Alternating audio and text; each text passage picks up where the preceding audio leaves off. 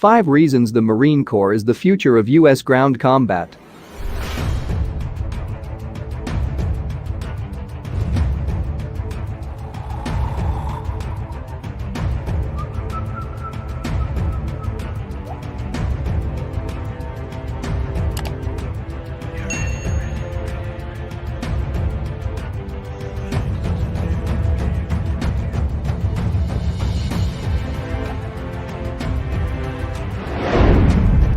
The Marine Corps is gearing up to conduct combat exercises with its information warriors.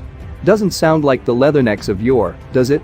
As America's military transitions from the global war on terror to great power competition with near peers like Russia and China, the Marines are rethinking what they need to deter or defeat in the future. One area where they need to bolster skills is protection of battlefield networks, because Russia and China are able to conduct cyber attacks and electronic warfare. So the Marines are putting more emphasis on information operations in their preparations for combat, because if your communications are jammed or your intelligence data is corrupted in wartime, fighting effectively could be hard. The latest Marine operating concept, the Corps' plan for fighting and winning future wars, is heavily focused on securing and exploiting the electromagnetic spectrum.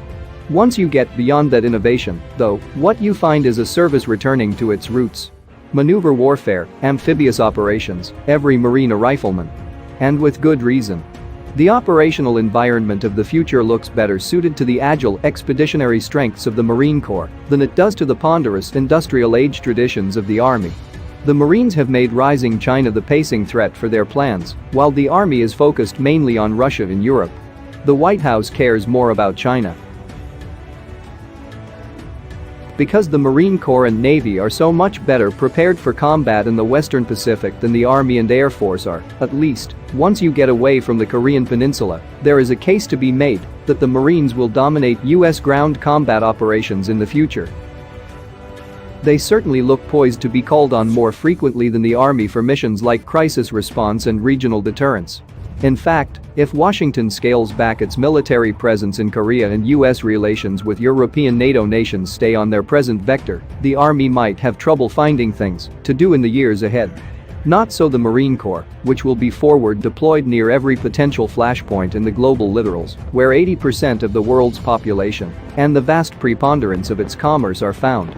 Here are 5 reasons why the Marine Corps is likely to be the face of U.S. ground combat operations in the future.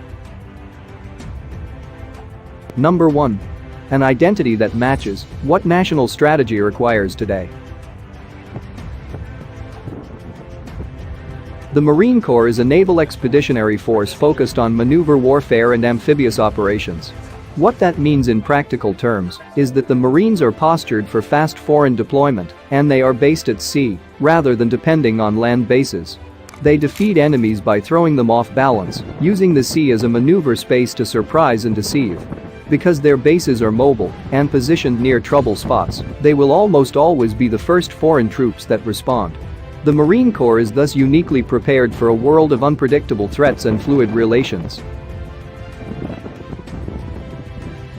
Number 2. Training that focuses on basic warfighting skills and adaptability. Expeditionary warfare requires self-sufficiency, so Marines are trained to operate in austere conditions with minimal assistance from other services. Their combat units combine ground, air, logistical and command elements in an integrated structure, focused on the support of infantry. Whatever their combat specialties may be, all Marines receive basic infantry training so that they can operate flexibly in fast-moving campaigns. Marine warfighting doctrine delegates responsibility to the lowest levels within combat units and encourages initiative among junior personnel.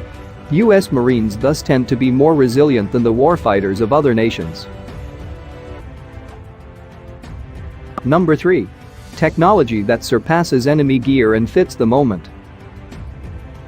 Although the Marine Corps claims only 7% of the defense budget and receives a fraction of what the Army does for equipment, it is invested wisely.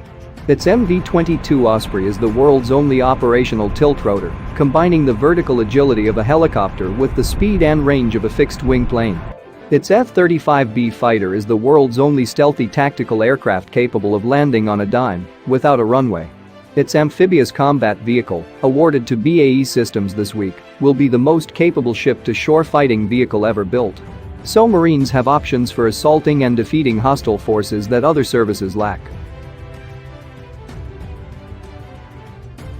Number 4. A warrior culture that emphasizes bravery and self-sacrifice. Anyone who volunteers for military service knows they might have to die for their nation. However, awareness of that fact seems closer to the surface in Marine Corps culture than in the other services. Marines are taught to be tough, exhibiting physical and moral courage in the most harrowing circumstances. Although Marine formations are scalable and tailorable to tactical challenges, combat training focuses on small units that, as the Corps puts it, are led by warfighters, biased to action. The end result is highly disciplined killers who can respond to any contingency across the spectrum of conflict. Number 5. A leadership that is politically adept but principled. Marines tend to operate more effectively in political jobs than warfighters hailing from other military services. It is no coincidence that the Secretary of Defense and the Chairman of the Joint Chiefs of Staff both come from the smallest of the 4 military services under the Department of Defense. The Marine Corps seems to have done a better job than the Army of training its general officers for sensitive joint assignments, and as a result Marine thinking permeates the senior leadership of the national defense establishment. This presumably influences how warfighting options are assessed when conflicts arise. To summarize, the competencies, training, technology, culture and influence of the Marine Corps make it more likely to be the preferred choice in future ground combat campaigns than the Army. If prolonged occupation of other countries is required, then the superior numbers of the Army's active and reserve components might make it a crucial contributor to any campaign. But at the moment domestic political sensibilities seem to be trending away from long-term occupations, just as they are trending away from support for European defense. Nation building is not a franchise for the future, nor is the protection of allies who seem unwilling to help themselves.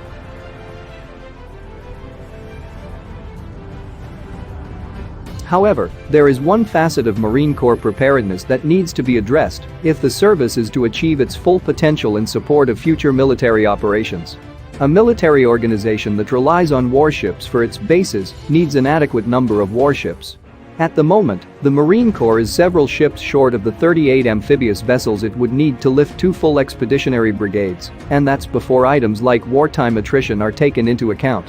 The Center for Strategic and Budgetary Assessments has calculated the Marines actually need 40 amphibs, 11 large deck, 29 small deck, to meet future operating requirements, and that is probably the right number. Those ships are purchased and operated by the Navy, which has to balance the demands of amphibious warfare against the competing needs of surface warfare, undersea warfare, and naval aviation communities, not to mention the Navy's contribution to the nuclear triad. President Trump has provided a fiscal framework for eventually getting to 38 amphibious warships, but at the rate they are being built, that will take a long time. Considering how indispensable the Marine Corps is likely to be in the future operating environment, it seems there is a convincing case to be made for accelerating the pace at which warships suitable for amphibious warfare are purchased and put to sea.